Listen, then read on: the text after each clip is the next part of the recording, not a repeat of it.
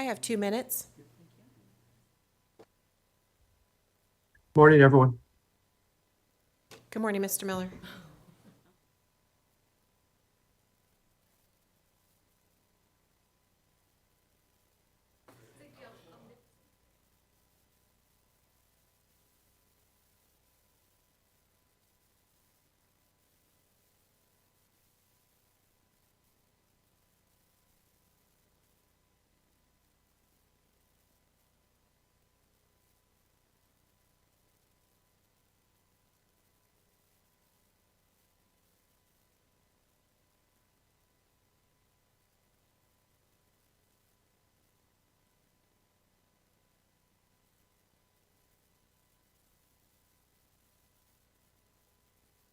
I have 1 minute.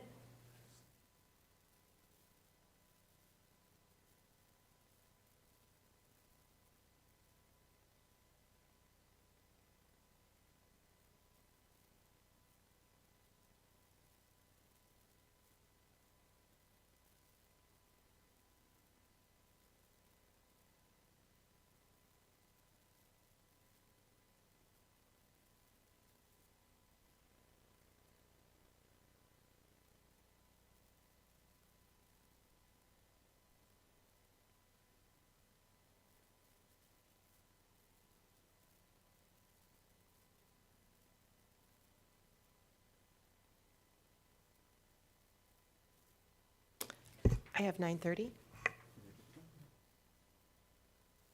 Staff's ready. Good morning, everyone. Welcome to Western Municipal Water District's regular board meeting for November the 2nd. Happy November, everyone. Yeah, it's flown by, hasn't it? Okay, at this time, we'll go ahead and call the meeting to order. And I would ask that if you have a cell phone with you, if you would please set that on silence or stun. That would be much appreciated for those members in our audience. At this time, Madam Secretary, could we go ahead and read in our COVID protocols, please? Thank you. Good morning. Pursuant to Western Municipal Water District Resolution 3254, in an effort to protect the public health, prevent the spread of COVID-19, and because state and local officials are recommending measures to promote social distancing, the public may view this board meeting virtually, via Zoom, and in person.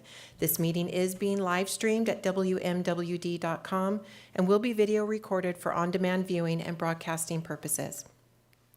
As stated on the agenda, members of the public who wish to comment on any item on the agenda may make comments in person, virtually via Zoom, or by submitting comments on the district's website.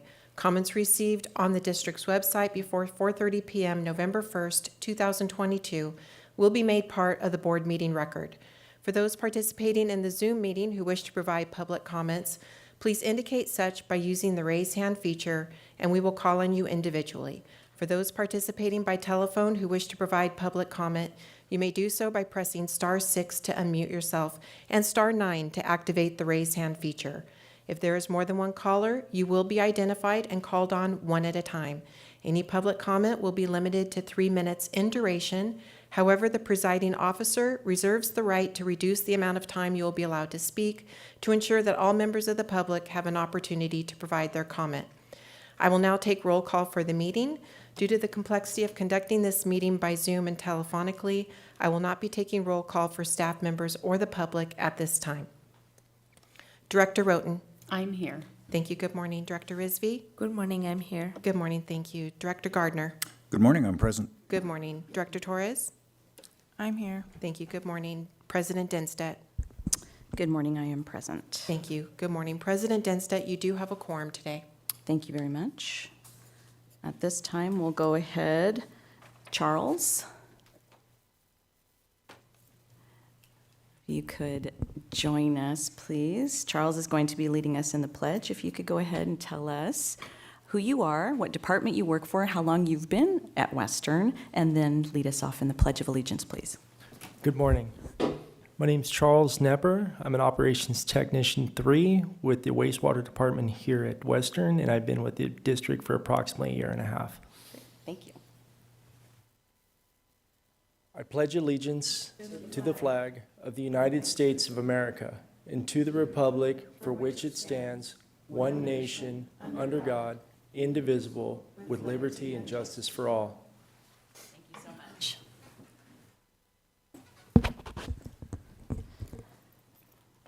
Okay, at this time, we are going to go ahead and do a little rearranging of the agenda this morning. We'll go ahead and we're going to move into closed session this morning. And at this time, if there's anyone who wishes to make any public comment on closed session only, now would be the time for that public comment. Madam Secretary, is there anyone wishing to speak under public comment for the closed session item only? President Dinstedt, I see no requests to speak for that item, and I've received no written comments for that item. Thank you very much. Legal counsel, would you like to head us into closed session, sir, with any announcements? We can. I would like to report to the board and to the public, the district received correspondence late Monday night, October 31st, from Vice President Torres. In it, the correspondence alleged that there was a Brown Act violation at the October 5th meeting based on Ms. Torres' belief that the agenda was not posted.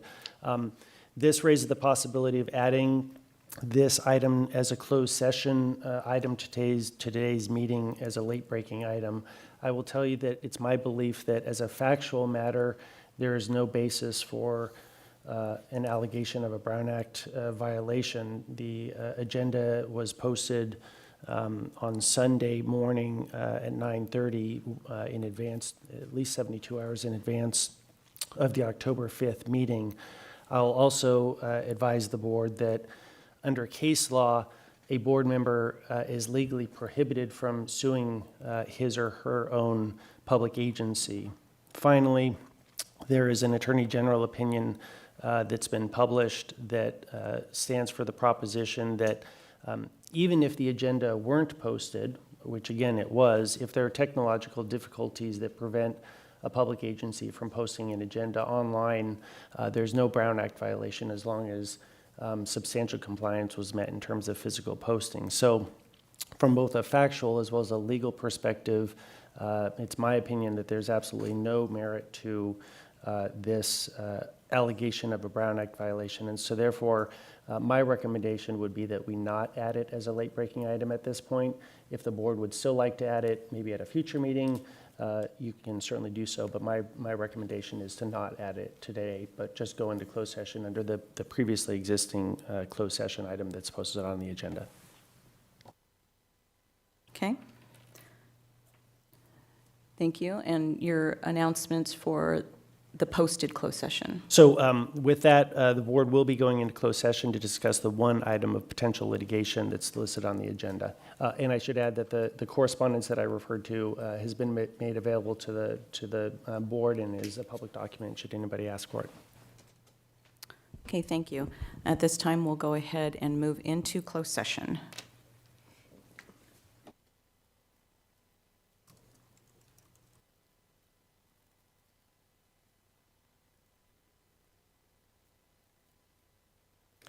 We are currently muted and off the air.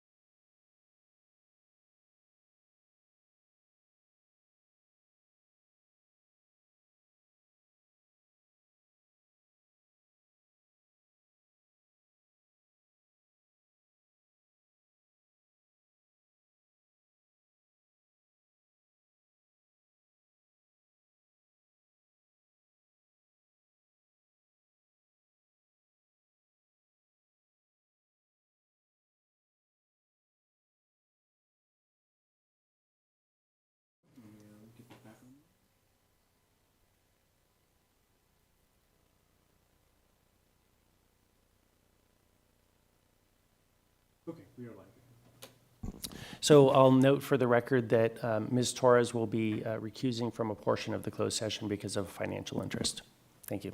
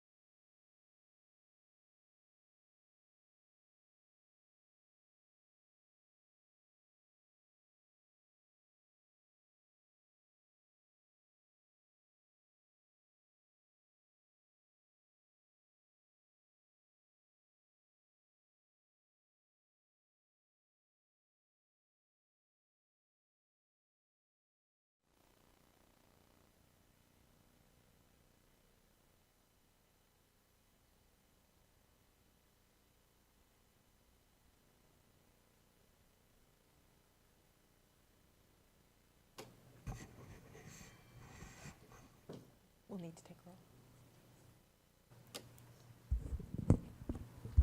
Okay, it appears that we have corrected our technical glitch. Is that correct? We are live and streaming. Is that correct? That is correct. Okay, thank you very much. Okay, at this time, we'll go ahead and call the meeting back to order, please. And Madam Secretary, if you could go ahead for the roll call to assure that all members of the board have returned from closed session. Thank you. Director Roten? Here. Director Risby? Here. Thank you. Director Gardner? I am here. Director Torres? I'm here. President Denstedt? I am present. Thank you. You have a quorum. Thank you very much. At this time, we'll have legal counsel make a report of closed session. Yes, Madam President, board members, and members of the public, the board met in closed session to discuss the one item that is listed on the agenda. The board did vote to authorize me to send a letter that decision was made while Board Member Torres was recused, to provide Board Member Torres a letter and waive any attorney-client privilege that was associated with that letter. So that letter is available to the public. Thank you. Thank you. At this time, we'll go ahead and move into public comment.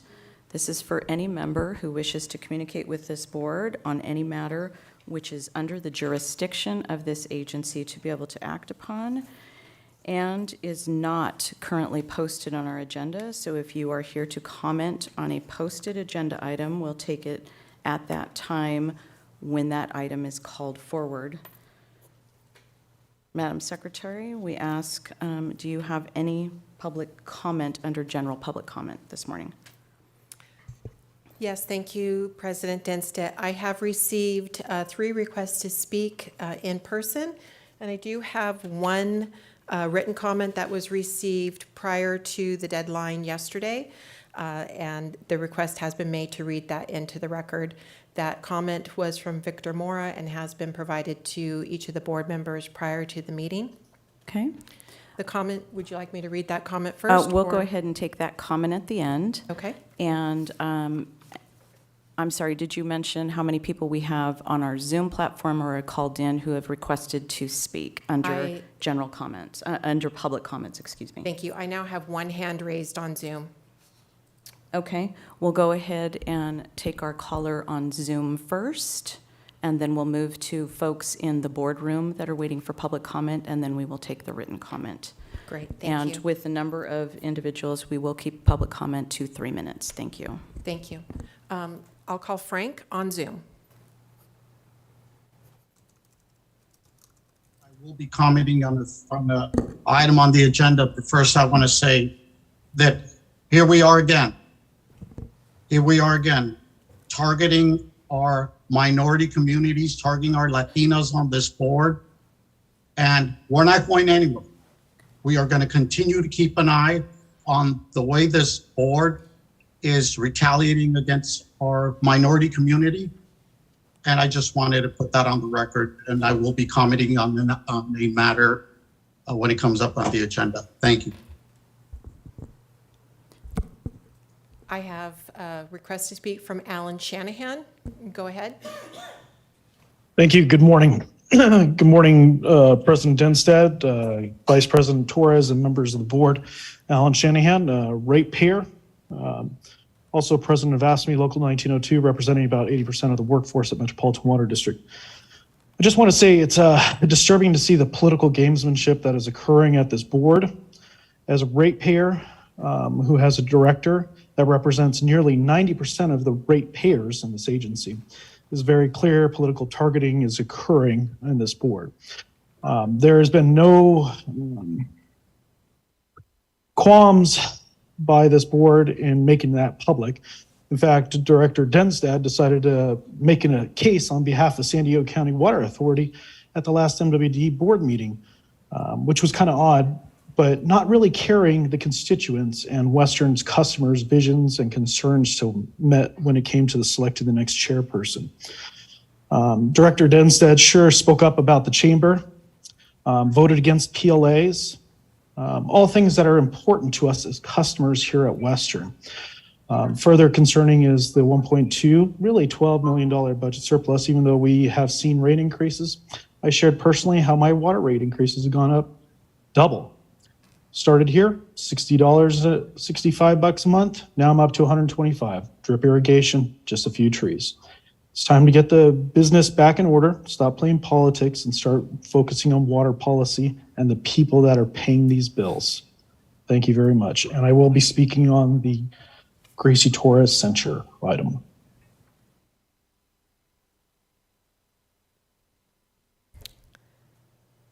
Last call for Zoom public comment. Seeing no further request, I see Tricia Fox. Go ahead, Ms. Fox.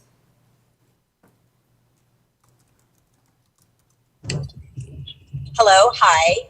I too have just seen the attack on Gracie Torres that I feel as a citizen that is attack on her character and ethnicity.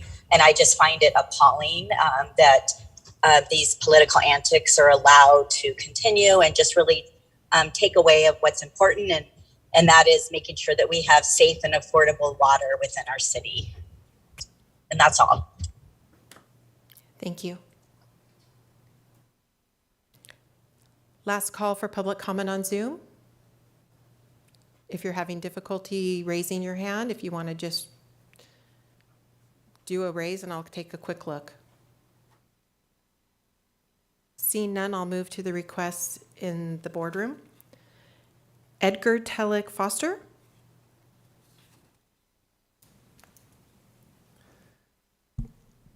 Good morning, Madam President, members of the board. I'm here on behalf of the Chino Basin Water Master to extend an invitation for a workshop that we will be hosting at the Frontier Project on December 5th at 8:30 a.m. This is a workshop focused on water supply reliability and the challenges that the region is confronting. Is a regional perspective. So we're going to have members of the Western staff, members of the IUA staff, members of the Three Valleys Municipal Water District staff, talking about the challenges in water supply reliability, affordability, and how these agencies are confronting those challenges. And of course, the Chino Basin Water Master as the support for all these solutions that will be presented there.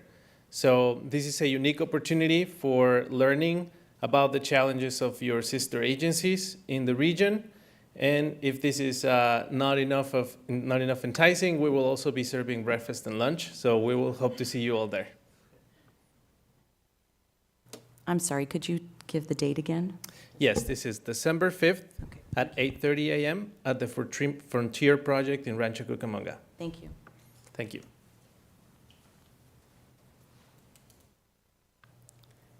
Stephen Figueroa. Hello. Steve Figueroa, and I'm with the Inland Empire Latino Coalition. Mike, good morning. Good morning, all. I'm here to speak on the issue of civil rights and the shenanigans that go on this board. This is a water board, and we all know that water is power, especially in California, right? So the manipulation, the political manipulation going on by this water board to disenfranchise minority communities by excluding individuals who expressed a First Amendment opinion that you might disagree upon is unprecedented. It's SLAP, strategic litigation against public participation by any means. I think your attorney will be able to explain that to you. A few years ago, my good friend Victoria Baca, who was Mayor Pro Tem, spoke out quite aggressively in Baca versus Moreno.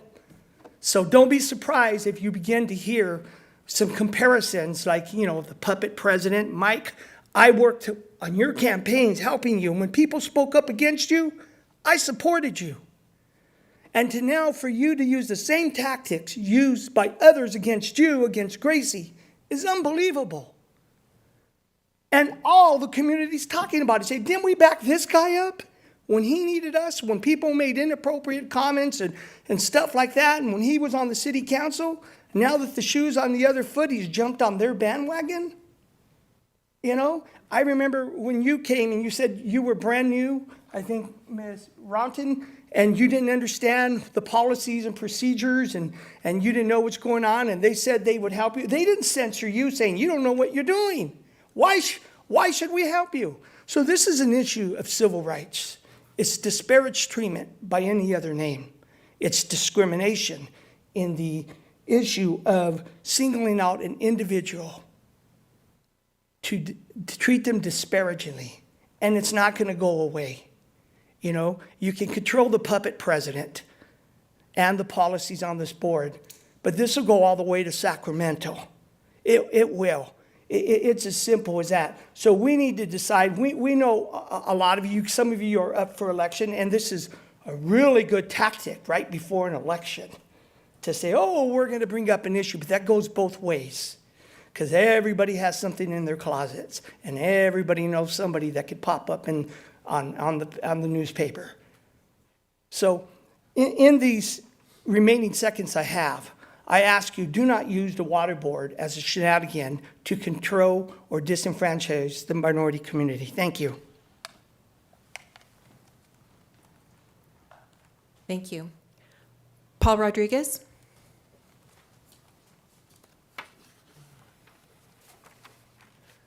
Good morning, President Denstead, members of the board. My name is Paul Rodriguez. I'm running for Western Municipal Water District Division 2, and I'm using this campaign to better inform Western customers like me. During election season, we all become a bit cynical and readily accept or even cheer half-truths, exaggerations, or outright lies. While some of this may come with the territory, as public servants, we must strive to be honest, authentic, and committed to the public we hope to serve. Last week before the Riverside City Council, in an attempt to correct what I considered deliberate misinformation distributed throughout Division 2, while it's true that the incumbent continues to promote selling water for less than it costs the agency to provide, she did vote for a 21% increase of pass-through charges on June 1st this year for all wholesale customers like Temesco Valley, Rancho California, and others. This action and her vote to approve the new 2-year budget and capital improvement plan is the exact opposite of what she and her campaign texted to Riverside Public Utilities customers and those of Temesco Valley Water District. As you know, Western has no control over the water rates charged to Riverside Public Utilities customers or those of Temesco Valley. That responsibility lies solely with the City Council and with the TVWD board, a board I served on for 24 years. During my neighborhood walks, it was clear that this basic misunderstanding about Western's role persists based upon direct mail and canvassing claims. This is not intended as a personal or political attack. Although this is a nonpartisan office, the incumbent and I are from the same party.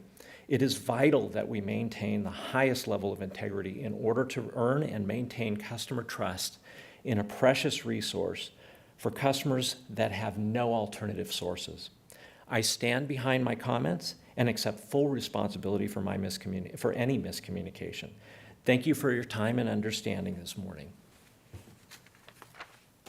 Thank you. Last call for public comment in person.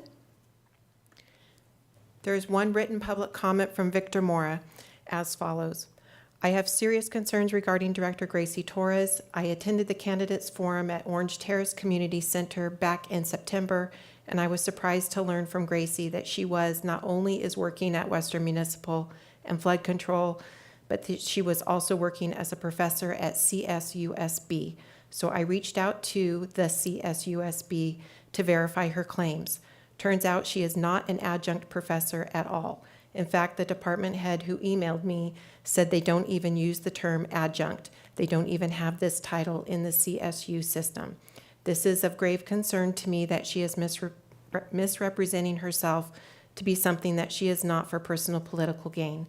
I am outraged by this deception by Gracie.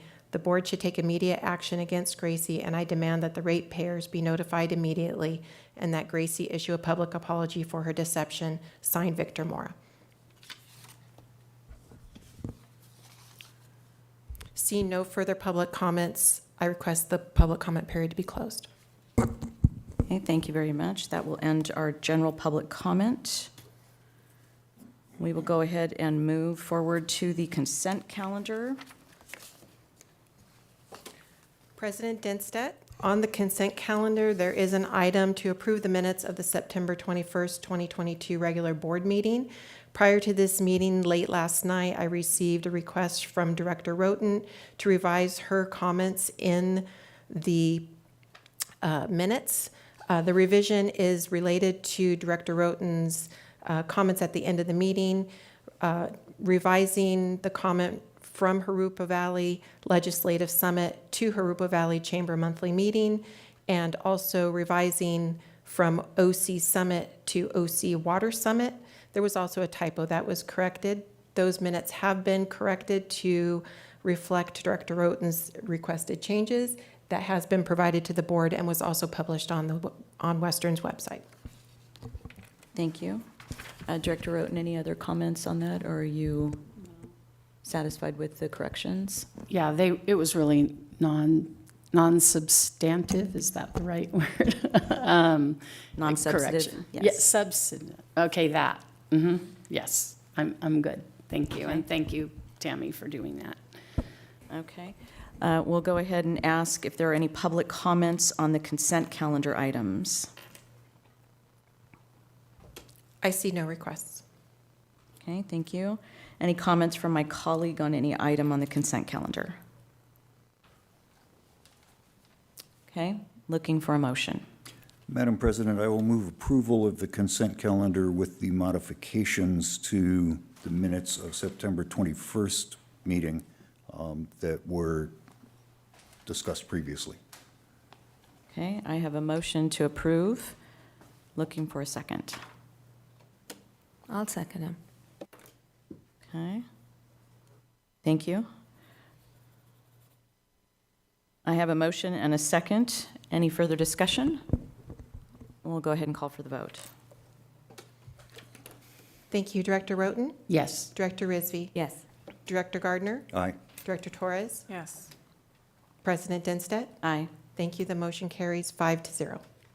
Thank you. Moving on to items to be added to our agenda today. Mr. Miller, are you still with us, sir? No, I am still with you. Nothing to add today. Okay, thank you very much. Appreciate that. Legal counsel, anything to add to our agenda today? Nothing to add, no. Thank you very much. We'll move on to our action agenda for today. Moving on to 7A. Mr. Miller, talk about our water resources grant application. Yeah, thank you very much. So the first three items, A, B, and C, are all resolutions to support grant applications. We need to take them one at a time. Melissa Matlock is with us, and we'll have a PowerPoint for the first one. So let's take 7A first. This is adopting Resolution 3255. Melissa? Yes, thank you, Craig. Good morning, directors. So I'm here today to talk about this grant opportunity for the Urban Community Drought Relief Grant Opportunity. This is from the Department of Water Resources. So we don't normally do a presentation, but this one's a little bit more complex. We thought that this could help highlight kind of what we're doing and what we're bringing in the projects we're looking to get funded. Next slide. So in the Budget Act of 2021, the state of California reissued some new grant funds for the Urban Community Drought Relief Program. This program has a 75% grant funding, which means that there would be a 25% cost share. It's a minimum grant award of $5 million, and you're allowed to take smaller projects together to get to that total amount. And a resolution is a required component of the grant application. Now, they have 3 different categories, and you can apply to those different categories to get up to that kind of larger pocket of $5 million. They have a category for urban community drought relief that's getting $175 million this solicitation. And then they have turf replacement dedicated funds for $38 million. And then conservation, which includes water loss related activities, for $71.25 million for this solicitation. Next slide. Just some eligible projects that are described in the funding release: new wells or rehab of existing wells, construction of interconnections and permanent connections to adjacent water systems, recycled water projects, turf replacement projects, any drought resiliency planning, emergency water interties, education outreach direct installation programs, and any other projects that support immediate drought response. Next slide. Now, Western has actually been successful in this grant opportunity before. It was, the new pilot kind of it was released last year, and Western was awarded $2 million for our PFAS treatment at Wharf and our water filling stations project. Next slide. So we're looking to apply this round for a suite of 6 projects, again, trying to get to that $5 million amount. And I want to give a little bit of a background. It's described in the board letter of how we arrived at these projects. It was a multi-phase approach. First, we held a call with all our internal project managers and relevant staff to figure out what lists of projects would meet these qualifications and the funding opportunity that was described. And we ended up coming up with about 10 to 15 projects. We then met with our grant consultant and our federal advocates, the Ferguson Group, to really narrow down what would be most likely to receive funding because we didn't think we'd get the larger amount for all 15 projects. And we really narrowed down to these 6 projects, which represent, you can see the estimated project costs that we have there, and about 25% is Western's share that we'd pay if we were to receive the full grant ask of a little under $9 million. So a little bit of the projects. One, we've got a new well for Arlington desalter system, repairing some leaks along our Mills gravity line, some local groundwater desalter improvements at the Arlington desalter system, March Airfield Museum, turf replacement project, our turf removal for some of our CII non-functional turf, and then CII turf demonstration landscapes, kind of demo landscape opportunities. Now, these are just applications. Of course, we'd come back to the board if we were to receive and move forward with any of these projects moving forward, but many of them are already listed in our CIFP. Next slide. So our recommendation to the board in order to try to get these grant fundings is to adopt Resolution 3255, supporting our urban community drought relief grant application. I'm available for any questions. And this was not heard in committee because of the timing. We did not take this through the standard committee process. We're coming straight to the board with this today. Okay, thank you very much. Any questions from my colleagues at this point? I have no questions, but move to approve. Okay, I have a motion to approve. I'll second. Okay, Director Rizvi, did you catch that? I did. Okay. Thank you. Okay, thank you. Your comment? You had another comment? I said I had no comment. Oh, you have no comment. I apologize. Okay. Madam Secretary, are there any members of the public who wish to comment on this item? I see no requests to speak at this time. Okay, thank you. Bring it up for any discussion. Anybody? I had one quick question. In terms of the list and applications that you have forward and all of those are currently budgeted in our CIP, or are these all in addition to what we've already done because we're looking for granting opportunities? Most of these are already listed in the current CIFP. 2 of the projects are already board approved. The turf replacement for commercial customers was approved by the board at the last meeting. This would allow us to extend the program even further. Okay, so it's your intention to extend the program, not to offset more or add more into the pot for a more additional funding for people that have already been approved? This is to just move and extend it forward? If we were to receive the grant funds, we would come back to the board and ask what the board's preference was, of course, but our intent would be to make the program available to more customers. Okay, thank you.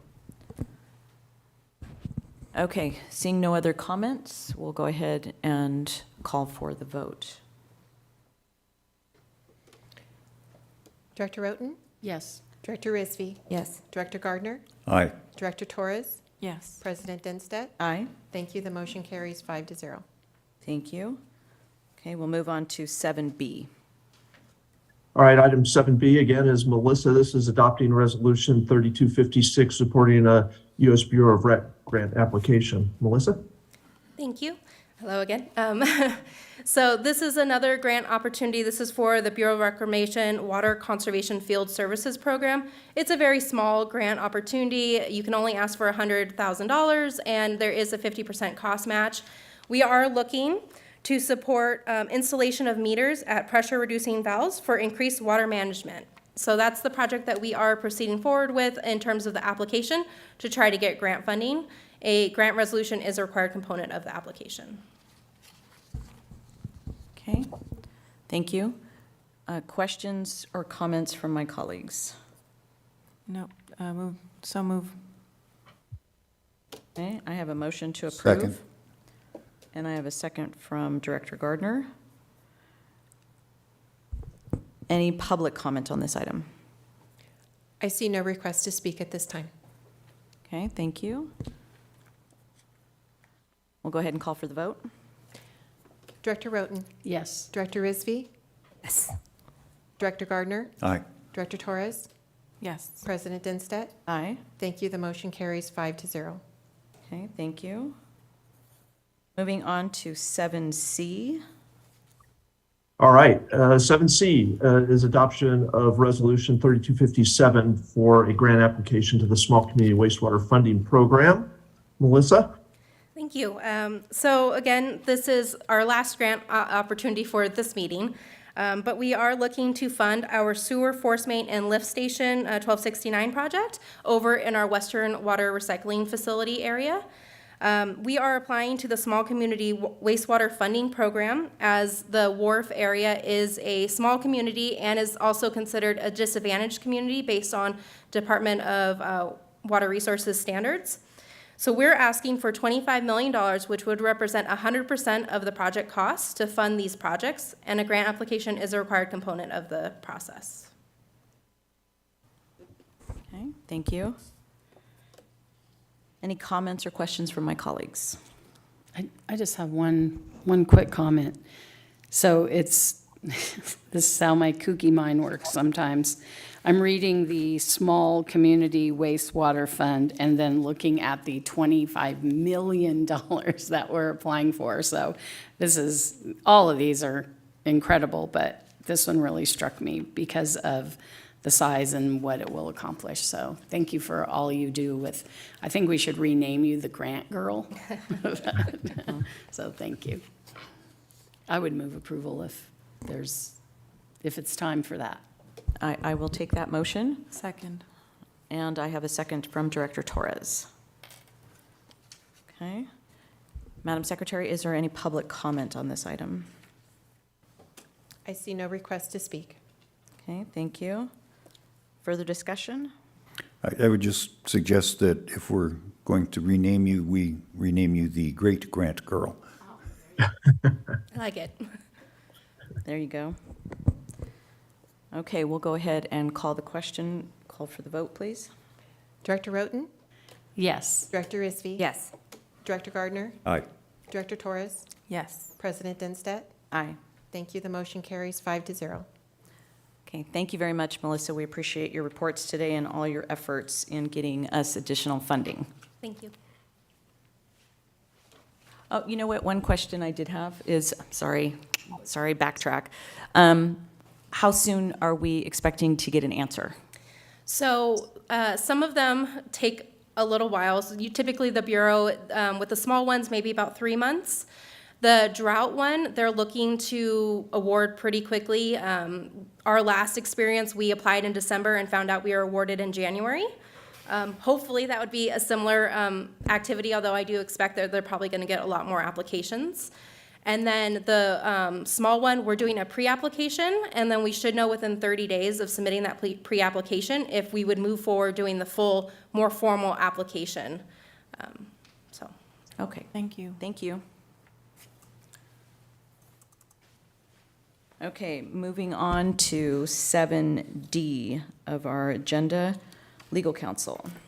Yes, Madam President and board members, members of the public, the item before you as agenda item 7D is a request for consideration of whether the board wants to bring back a resolution of censure or other sanction with regard to board member Torres. Attached to the staff report is a memorandum prepared by legal counsel that explains kind of the process for censure, as well as a letter of justification from our board president.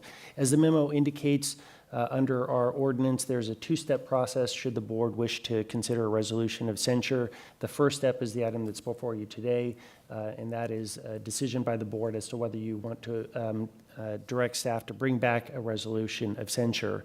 And should the board decide to do that, that'd be done by a majority vote.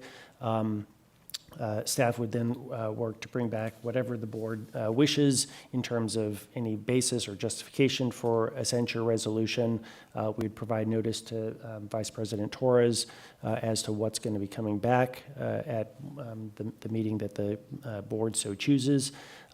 In addition, our board policy provides the option of the board selecting a subcommittee to investigate and dig a little bit deeper into any potential bases for a censure. So with that, we stand ready to take whatever direction the board so chooses. Thank you. Any questions from my colleagues of legal counsel?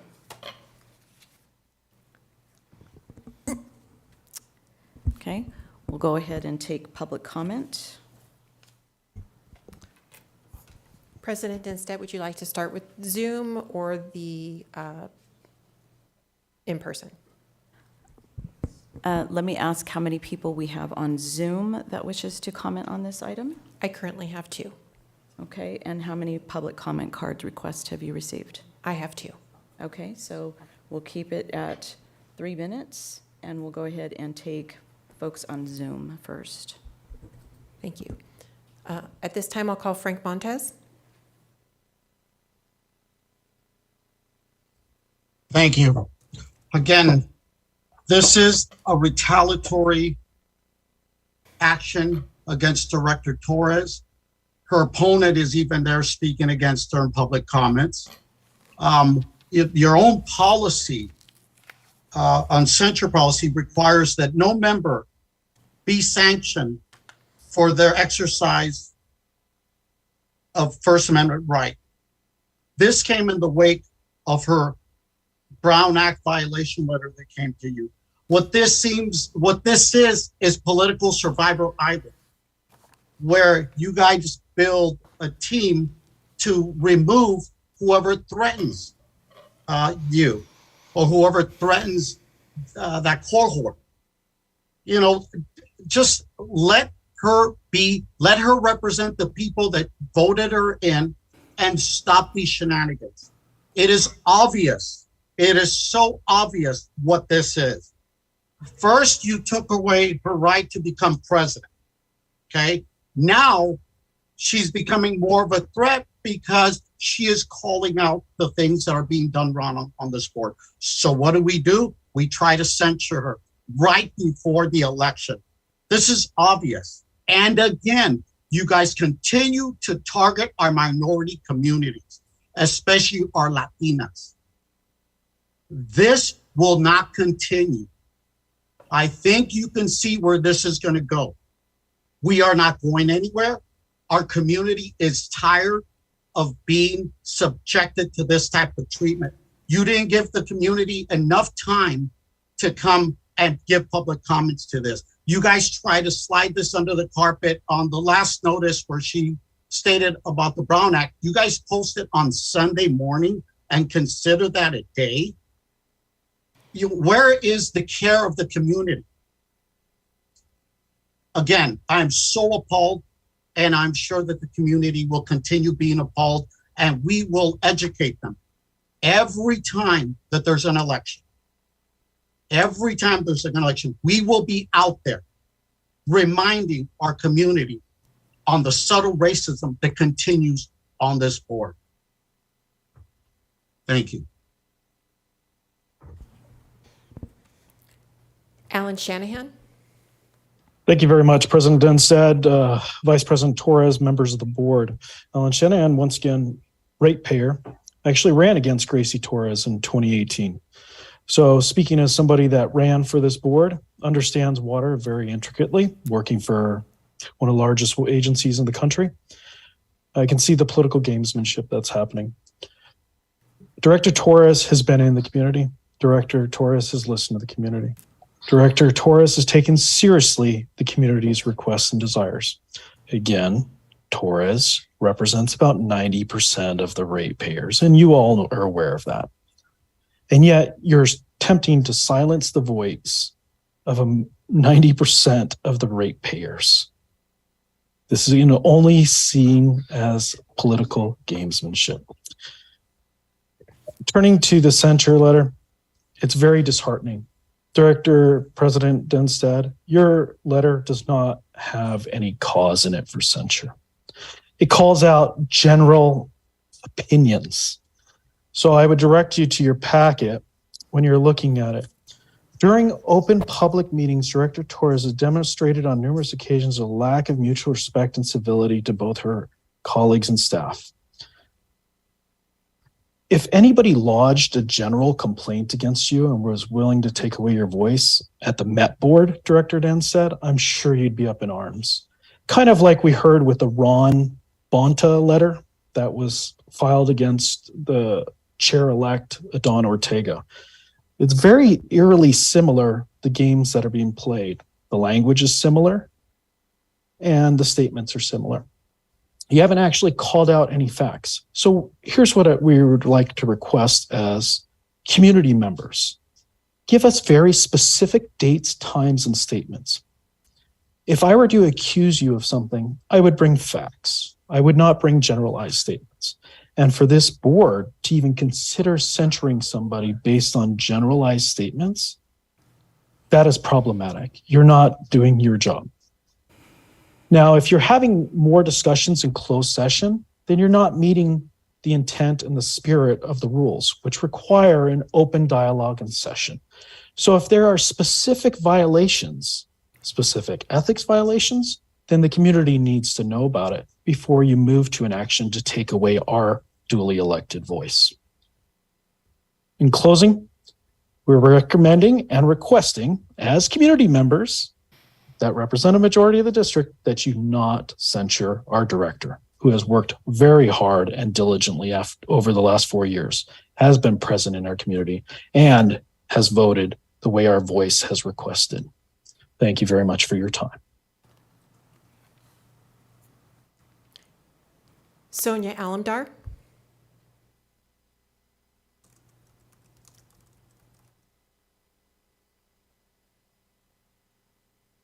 At this time, I'll call Sonia Alamdar. Please unmute. You can do that by pressing *6 if you're on your telephone.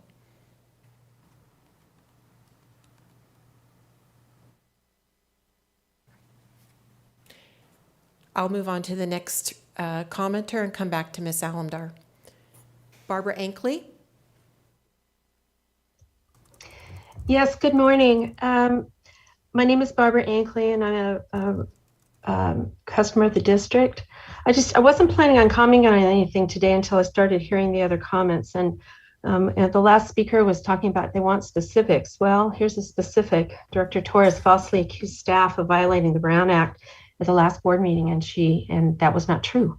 They had not violated the Brown Act. And if you read the Brown Act, you know that the Sunday posting was legitimate. But beyond that, and in hearing the initial comments that were made at the beginning of the board meeting, I'm seriously concerned that the threats, and they look like threats, the verbal threats that are being made to the board members, is to get you to stop talking about this issue. And I just trust that the board will do exactly what they need to do today, and that is discuss it and deal with this very serious matter. I thank you for listening, and I hope you continue to discuss it to make your decision. Thank you.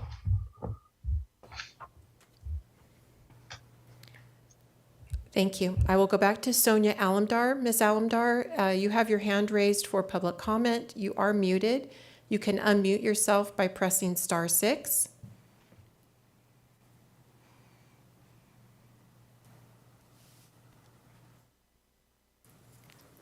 I see Ms. Alamdar trying to get back into the system.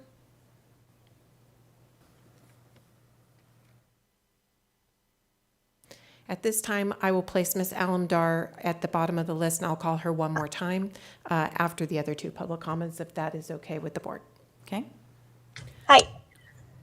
Can you hear me? Is this Sonia Alamdar? Yes, this is. Sorry, I was having some Zoom issues. No worries. You can go ahead and speak. Okay. Hi there. I was just calling in today to publicly comment in support of Mr. Shanahan's comments about making this something that if we're going to consider censuring somebody who has 90% of ratepayers in her district and she represents them, to let's see what the actual allegations are rather than make a motion like this so close to an election, which only tends to make you wonder, what is the actual purpose of this? I actually have been harassed by a Western Municipal District employee, and Mr. Rod Lamont knows about that. In fact, I believe Mr. Craig Miller knows about that. And in fact, I have all of this recorded because we had several conversations about this incident when on my business line at work, which tends to record phone communications for the purpose of better customer service. So what I'm wondering is if an employee is, quote, allowed to have, quote, freedom of speech and still represent Western Municipal and slander and libel members of the public who are community members for no reason, how is it not okay for Director Torres to have her free speech? So maybe we can include, I don't know, Miss Michelle Adams in on this conversation, and maybe this is a topic for discussion that I need to request to be actually an agendized board item. But as far as the issues of what is being considered for censorship, I'd like to actually see evidence of it. That'd be great. Because I'm sure if it was any other director on this board, they would be up in arms and be upset about this too. So maybe we should continue this item for a later date, or actually have a subcommittee come and investigate this. And maybe it should include members at large on this committee, since Western is trying to improve their outreach with their community. So that's all. I don't know. Would the board like to hear about the instance that I have of harassment? Should we have that as an agendized item?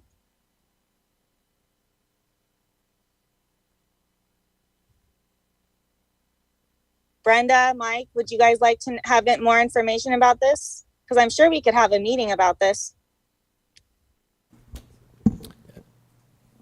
Thank you for your comment.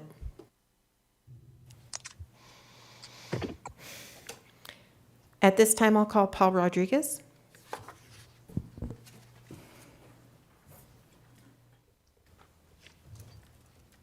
Good morning again, and thank you for the opportunity to address you on this item.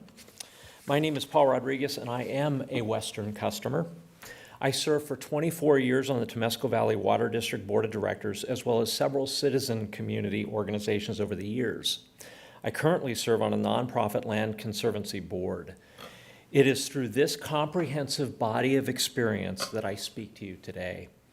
The interests of any organization and that of customers are inseparable. Without a strong organization, customers cannot be well represented. Without customers, organizations cannot thrive and provide beneficial and reliable services. Failure to achieve or strive for consensus is our own failure as public servants, not that of our colleagues, employees, or other team members. During my career as an elected TVWD board member, I served with 11 different board colleagues. I believe each was a different political party than me, and yet we were able to achieve civility, mutual respect, and consensus. It can be done. I had no desire to enter politics following my retirement from TVWD earlier this year. After receiving a number of requests to consider running for Division II representative, I spent 2 months of methodical research to better understand the issues and reasons for being asked to run. After conducting interviews with industry experts, community leaders, and business colleagues, as well as attending multiple Western meetings, I made the decision to run based upon the following. The current representatives demonstrated an obvious disrespect toward colleagues and staff by talking over them or disrupting responses during public meetings, patronizing members of the public at community meetings by disparaging Western for self-promotion on a range of topics, including water quality testing. Here was an opportunity to promote safe drinking water, Western's consumer confidence report, and robust regulatory testing program, rather than promoting her water chemist background, a title the Registrar of Voters rejected for ballot designation purposes. In response to what Western was doing to address the drought last month, the Division II representative explained that a new logo is our top priority, ignoring industry-leading efforts in forming the Solve the Water Crisis statewide coalition. And finally, lack of engagement at community meetings and then taking action at board meetings, such as the recent response to the grand jury report and adoption of the 2-year budget. A no vote for filing a required response to the grand jury was perplexing. A motion to approve and a yes vote for a budget that drives water rates that she publicly opposes was inconsistent, then proclaiming at public meetings that Western is engaged in wasteful spending. Raising a red flag when necessary is important, but doing so for personal and political gain without any substance erodes public confidence. Thank you. Last call for I apologize. Steve Figueroa. Steve Figueroa here again. Mr. Paul Rodriguez, the only thing that I heard from him is he'll be your puppet. It's as simple as that. I applaud people who speak out. And having your First Amendment right should be championed. I remember a few months ago we came here when you, Brenda, and Mike manipulated to take away the presidency from Gracie. So this is just another shenanigan. And we don't want a puppet, so you're already going to be known as a puppet. The Division II, if you get elected. The ultimate vote is November 8th. Put this off for a month, and then the issue's moot if it goes either way, right? It's that simple. But to carry this on right now is simply to say that you want to show anyone else that if they go against you, if they say a word against you, if they lobby against you, you're going to censure them. That is strategic litigation by any other means against public participation. Fossey, I'm asking you to vote no on this. We support you on all the issues. Laura, you're brand new. They'll do the same thing to you if you ever have an opinion. I remember, like I said, when you were new to this and you were learning, and everyone gave you the benefit of the doubt whether you asked a question or not. Give that same benefit of the doubt back that you requested when you started. Mike, you know, like I said, I've been there for you. You know, all I'm asking is to give the same support that you asked the community when you asked for it. Brenda, she's going to do whatever you say. The rest of us already know that. Okay? So what we're asking here is due process, which has not been afforded. Okay? There have no been specific charges. There's no criminal allegations. It's a person who's coming out and saying, hey, I believe there's corruption here. That's everyday politics. Hey, I believe you violated the Brown Act. That's not in any way harming you. That needs to be investigated. Then we heard this young lady speak. She wants her hearing. It needs to be agendized. And short of that, it's going to make a great discrimination complaint. It's going to make a great disparaged treatment complaint. So I'm calling on you to do what you've asked of others when you needed the same support. That's not unreasonable to ask. So just wait. Say, hey, we're going to put this off for 30 days. If she doesn't get elected, guess what? The issue's entirely moot. Otherwise, you're sending a message. You go against us, and we're like a gang. We'll go against you.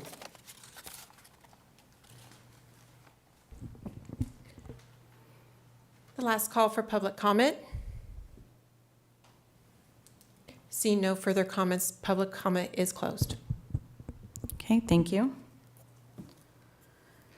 Legal counsel, I think there's some clarity that needs to be made in regard to the action that we're being asked to take today. If you could provide that clarity for understanding that this is a two-part process.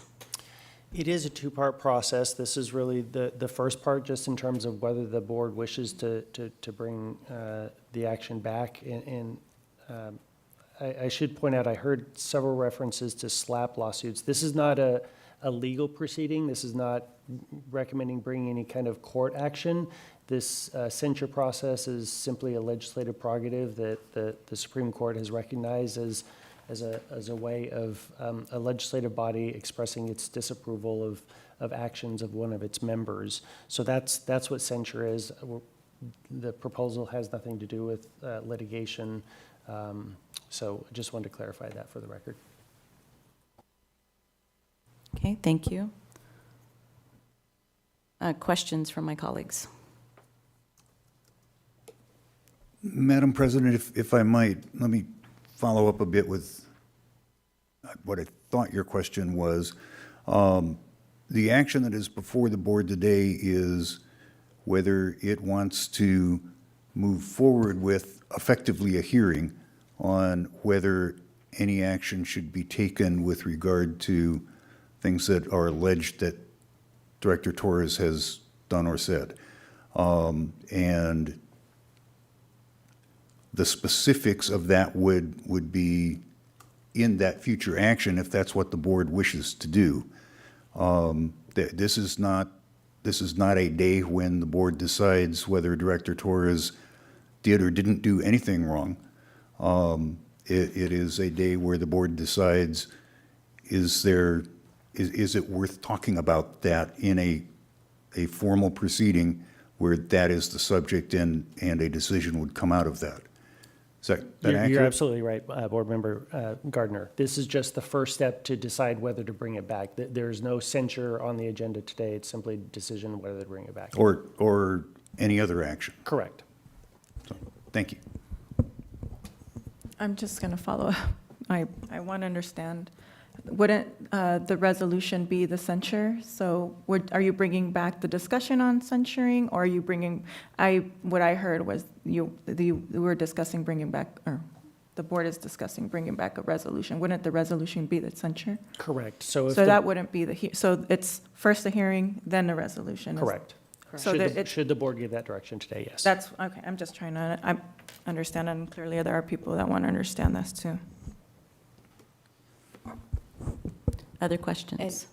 And part of it is that you suggested that we can even have a two-parts committee to do the investigations, right? Correct. Under our code, the board can create a subcommittee to look into this further and bring back any recommendations to the board.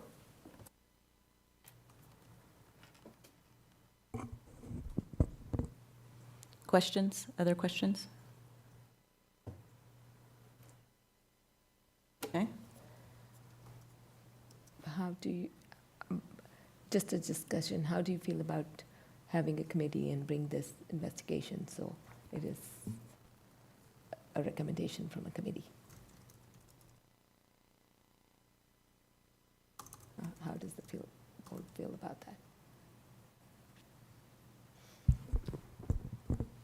Comments?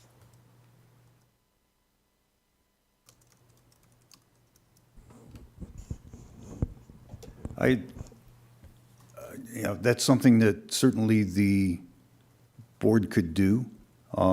If the board, I think the first decision for the board is, does the board want to even move forward with anything? Yes. And if it does, then a secondary decision, I think, would be what form would that next action take?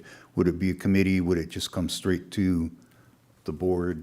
But I think discussing whether there would be a committee is kind of secondary to whether the board is going to take an action. So this is simply an action to agendize this on a subsequent agenda to discuss what we do next, if anything.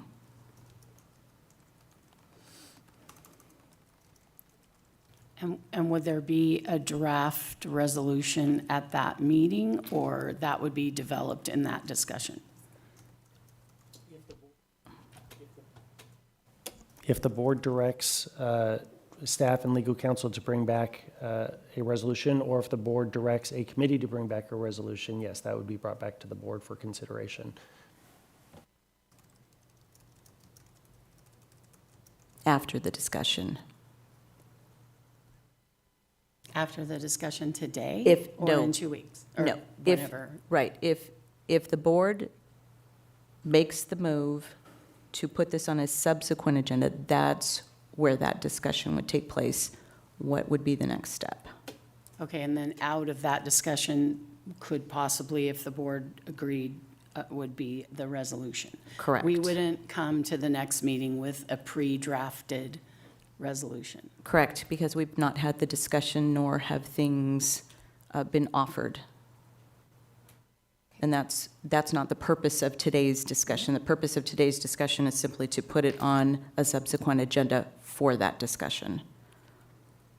Correct, counsel, or am I misunderstanding? You can take as many meetings as you wish. You could direct us to bring back a resolution at the very next meeting, or you can direct us to bring back further discussion. It's up to the board. Okay. Other questions? I would like to bring the discussion back to the next board meeting. Okay, Okay. and that's your motion? Yes, I'll make a motion. Okay. I'll second that. Okay.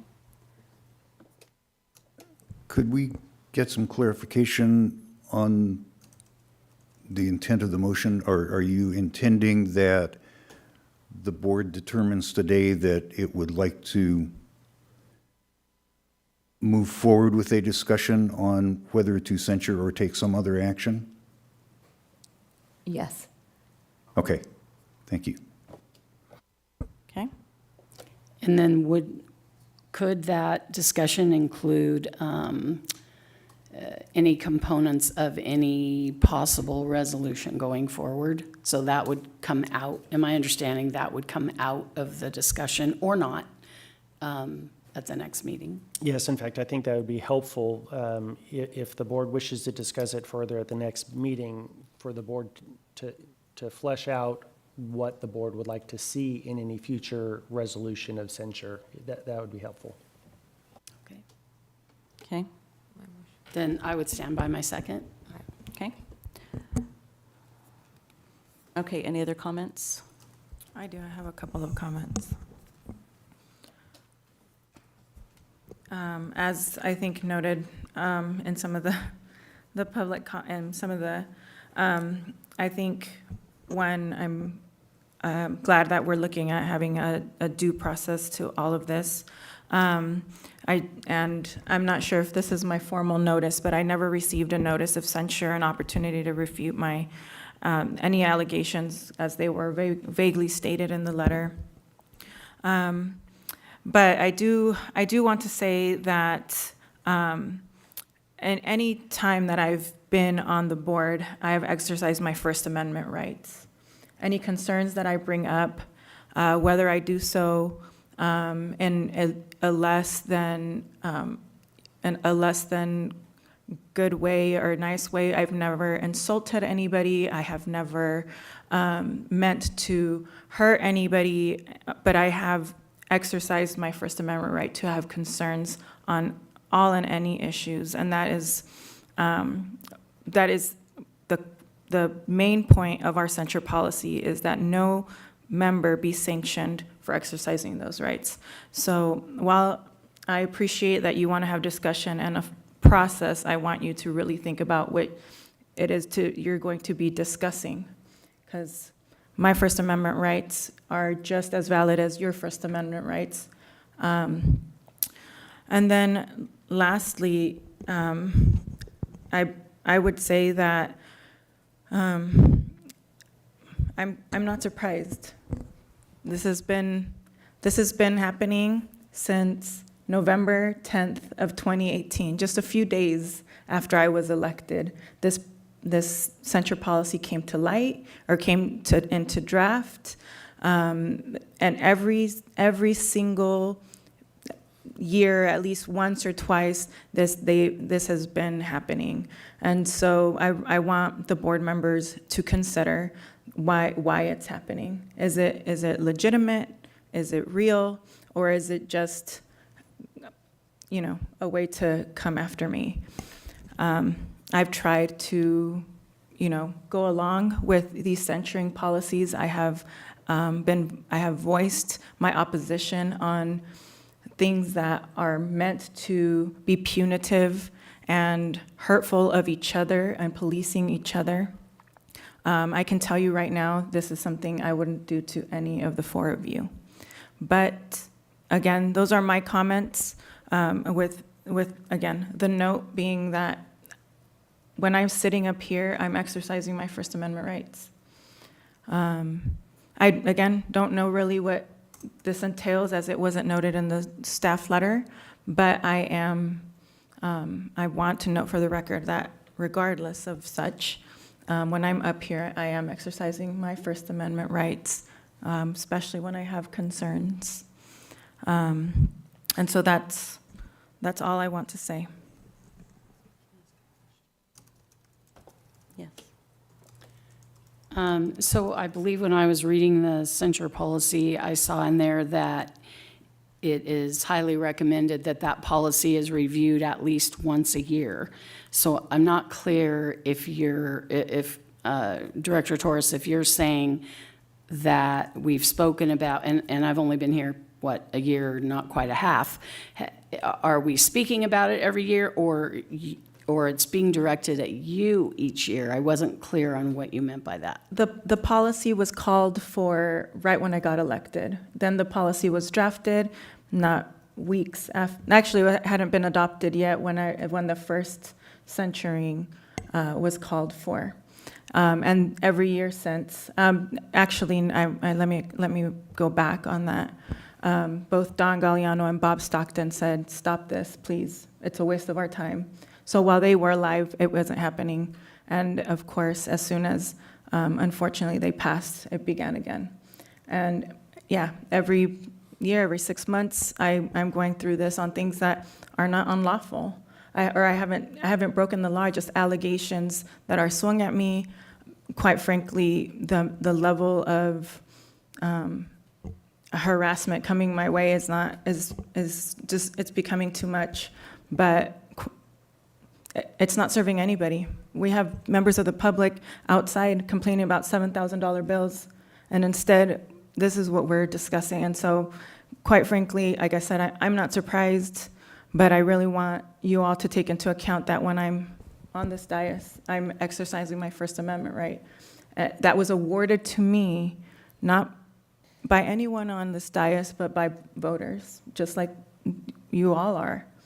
So those are my only comments. I guess when I actually get to see what is being alleged, and we have a hearing, I can discuss them at the time. If I'm here, I mean, there is an election coming up, so all of this, we could be a completely different board except for Laura. And so, but I just wanted that to be my comment. I'm not surprised. As the minute I was elected, this was called upon, and I can't only guess it was for that reason, because I have letters and letters of complaints on a lot of my colleagues that I've not brought forward, or I've not seen President Denstad bring forward, that are concerning also, and they've not gone through this process. So, like I said, I'm just not surprised, Director Roughton. Okay, so I'm still not clear. We have actually had an agenda item like this, consideration of agendizing a censure. You're saying that's been happening to you every 6 months since you joined the board? This is the fourth one, yes, and on an average, if you take an average, about annually, yes. Since okay. I joined the board. Some of them, again, it didn't happen because the allegations lodged against me were unfounded. But others, like I said, if you compare the amount of complaints that we've gotten as board members, I've gotten the least, but have been up for censuring the most. Okay, thank you. Madam President,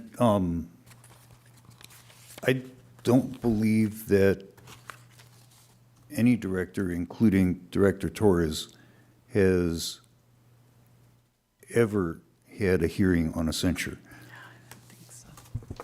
That is correct. Sorry if I was unclear. Well, I mean, there is a difference. There are a number of steps that a body can take, and we have what's broadly called a censure policy, but there has never been, prior to the possibility that one might come out of this meeting, there's never been a discussion of a censure of any member of the Western Board, a formal discussion. Correct. No, that is incorrect. There was a discussion, the very first discussion was between our executive board in 2019, which you were not privy to. Yeah, I was not here. And they chose not to, and not to bring it forward. But that was, at the time, we didn't have a policy. But this is the third time that, yes, a complaint actually comes to the board where I'm here, sitting here, being humiliated in front of my colleagues and other people. They have not gone to a censuring hearing, no. You are correct. But again, if you look at the one-for-one complaint to this process starting on me compared to the rest of my board, it is concerning.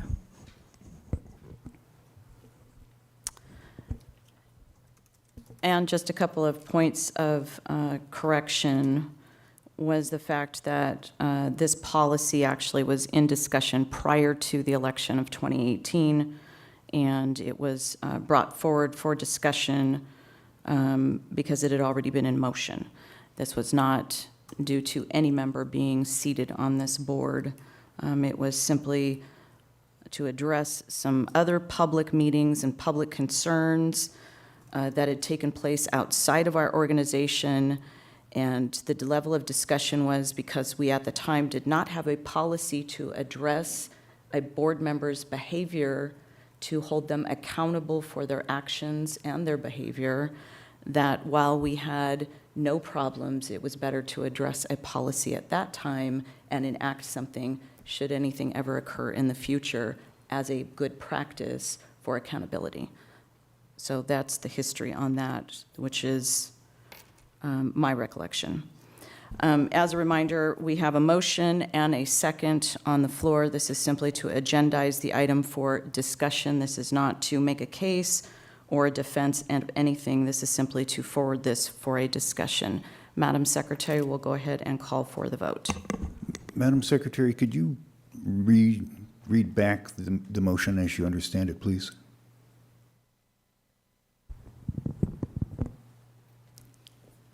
I understand that the motion was made by Director Rizvi and seconded by Director Roten to bring back the censure item to the next board meeting for discussion. Does that answer your question? Yes, it does. Thank you. Okay, we'll go ahead and call for the vote. Director Roten? Yes. Director Rizvi? Yes. Director Gardner? Yes. Director Torres? No. President Denstedt? Aye. Thank you. The motion carries 4-1 with Director Torres voting no. Okay, thank you. Moving on to reports on our agenda this morning. Legal counsel, your report today. Yes, briefly, Madam President, members of the board. As the board will recall, on October 5th, the board adopted several ordinances, one of which had to do with use of electronic communication devices during meetings. That ordinance goes into effect on November 4th of this year, and so our office, along with staff, will be placing reminders up here at the dais just to help remind the board of that, that new ordinance. Okay, thank you very much. Moving on to general manager and staff reports. Mr. Miller, are you still with us, sir? I am. Thank you very much. A couple quick reports.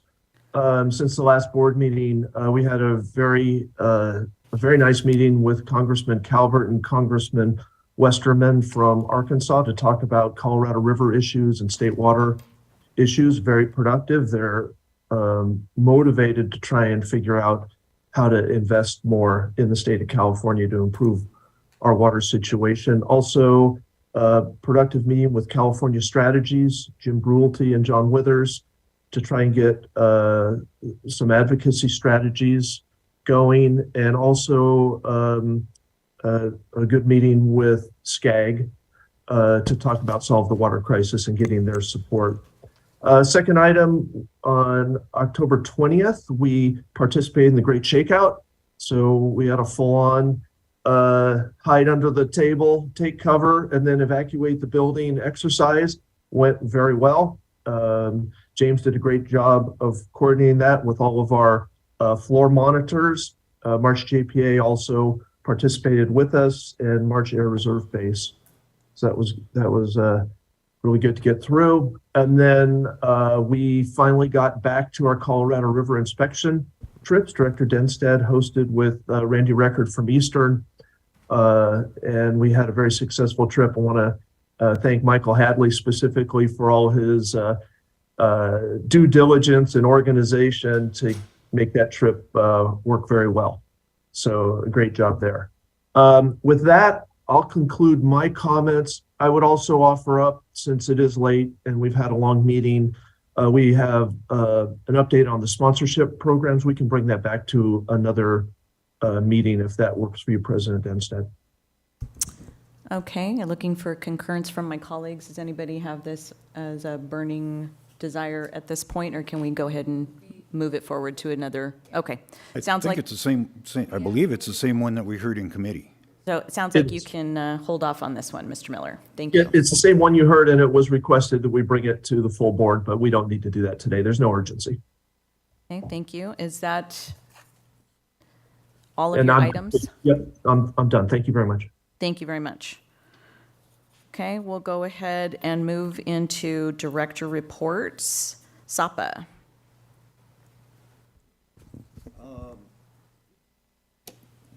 Sorry. SAPA has not, well, actually, no, SAPA did meet, just a committee though, so nothing new to report. Thank you. My report from MET. Right now, I am on a subcommittee to do interviews to hire the general auditor for that district. Very big job, very big responsibility, very important. The general auditor for the district is actually a direct report for the board, and so I will be involved in those coming forward, and then we have our next regularly scheduled meeting of MET next week, so I'll have more to report at our next meeting. Okay, Chino Basin, Watermaster. Watermaster met and received its audit report. It was a clean audit, which is what every agency wants to have. And also approved a cost-sharing agreement for the environmental review costs of updating the Chino Basin plan.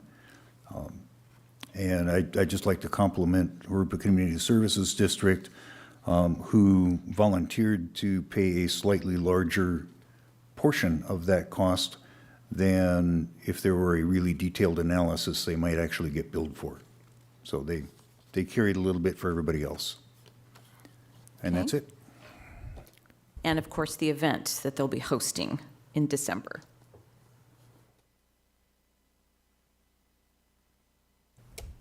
Yes. Great, thank you. And we'll all be there with bells on for breakfast and lunch. Yes, I heard that was the offering, so perhaps we could get a little.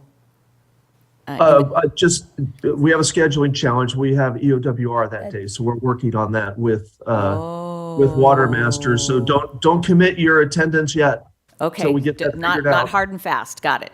Okay. We probably need to know then what is going to be offered in the way of breakfast and lunch at EOWR so we can make an educated Decide. decision.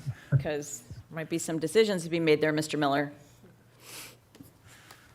I don't want to make it a bidding war. Okay, thank you. Okay, moving on to our next report, CDA. Tomorrow. Okay, thank you. Our next report, RCRA. End of November, so not yet. Thank you. Move on, WRCOG, meeting is next week. Same for Sarah. Next Sarah, week. next week? Okay, thank you very much. You're getting ahead of me here.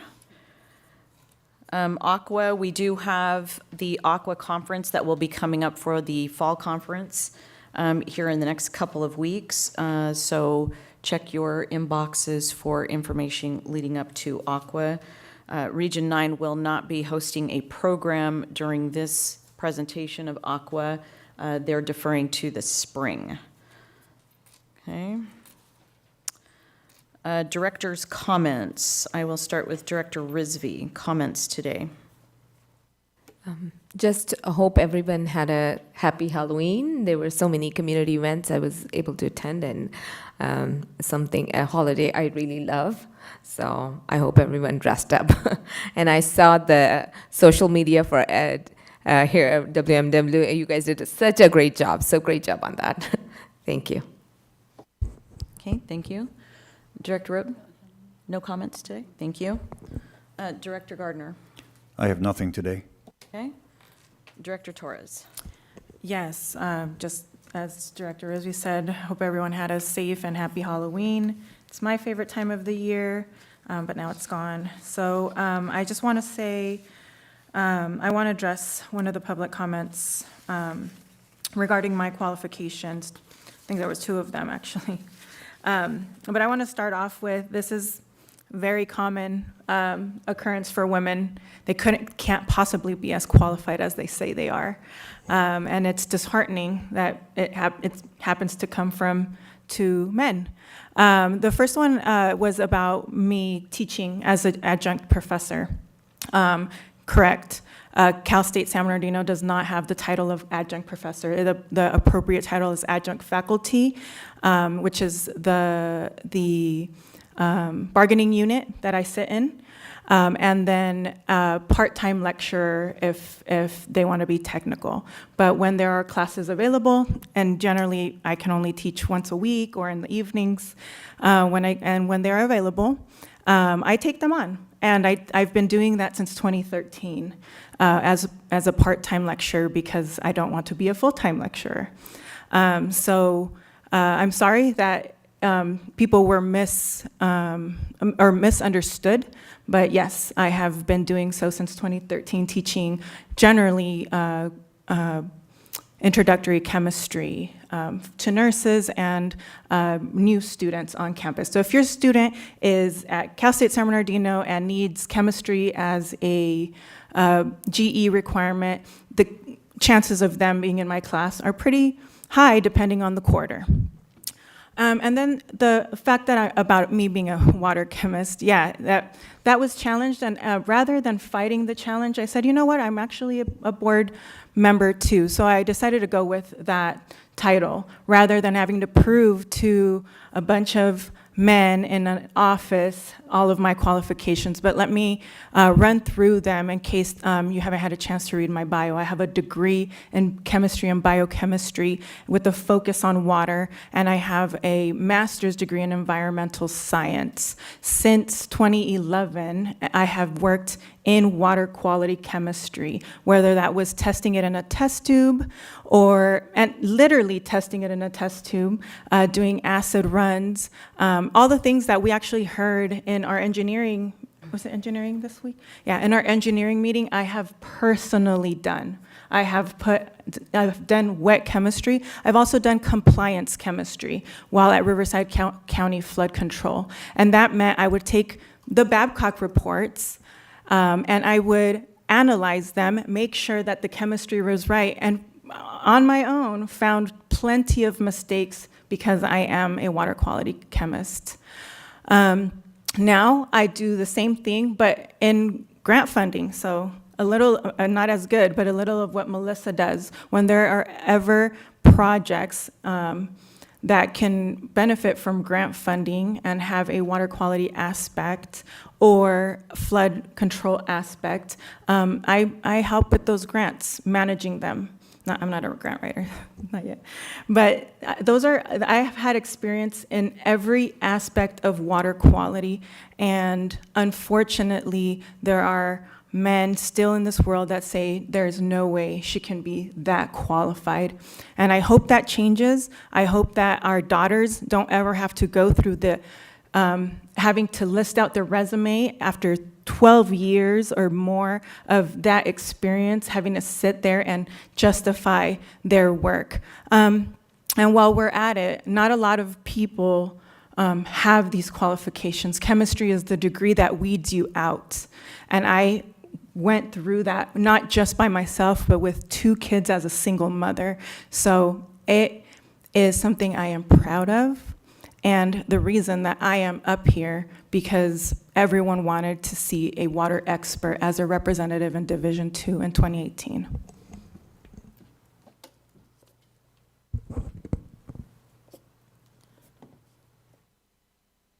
Okay.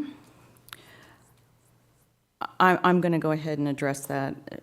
And this is exactly the type of thing that we're talking about. I don't believe anything was stated in anybody's comment as members of the public that was gender-based. I believe it was solely qualification-based, and I think that those are inappropriate to call out a gender specification when that was not addressed with you. I believe it was simply addressed with a statement of what they believed was information that was correct or incorrect. So I believe that's inappropriate to gender-base that. In terms of comments for my activities and things, yes, as mentioned before by the general manager, I did a CRA trip on behalf of Metropolitan Water District. It was a very successful trip. I believe that the group of individuals were very diverse. We had a lot of different industry folks. We had people from ag. We had people from the legal community. We had a few of our own elected officials in the area, both at state and local levels that attended. We had business industry folks that attended. It was a really good cross-section group of folks that was a very educational trip. It was certainly eye-opening to me. I was kind of hoping that we would show some pictures and some slides and things, so perhaps we could do that at the next meeting just for the sake of showing some of the Hoover Dam and some of the Colorado River, that was just phenomenal to me. I mean, and something that was built in the 30s, that they did this without cell phones and computers. So it was quite a feat of construction and what that means to our region and how it's delivering water to us still to this day and working at such a high functioning capacity. I also had the pleasure of attending the Chamber Gala down in Marietta for the Marietta-Wildomar Chamber, and I would like to ask consideration to staff to put together a nice little list for gala award, business award attendees for next year's consideration, to put Western's name on the list. Communications, IT, we've had a number of awards that have been given, and I think it's time that we put the spotlight on that and really highlight some of the accomplishments of our agency, especially with the national and international communication awards that have been received that not a lot of agencies can toot their horn about. So I would ask that that be a consideration. I also attended the State of the City for Lake Elsinore, so I found it really fascinating that Lake Elsinore is trying to broaden their horizons and be a movie premiere destination, that they're trying to get movies to film out there in their area, so very entertaining. And then I also attended, Director Rizvi was also in attendance at this. Western did in fact offer their facilities here for the Women in Water. I want to call it a symposium maybe, that was well attended by ladies around the region to talk about water policy and how we can forage forward and how we can be supportive and collaborative in our efforts together. And I think it was a very positive engagement. We also had our very own in-house Sarah, who was the MC kicking off the event. So thank you, Sarah. We appreciate you kicking that off, and I think the ladies really appreciated everything that happened at that. And then as a final, because we won't be here next meeting before this, Happy Veterans Day, everyone. So that is coming on, and I look forward to going around the region and celebrating our people who have fought for our country, protected our rights as citizens, and give us the ability to hold meetings such as this today. So thank you. Okay, moving on to requests for future agenda items. Is there any member of the board who wishes to request any future agenda items? Okay. Okay, hearing none, we have information items that have been added to the packet for you to review at your leisure. We already held our closed session item, and General Counsel did provide that action out of closed session for our potential exposure to litigation.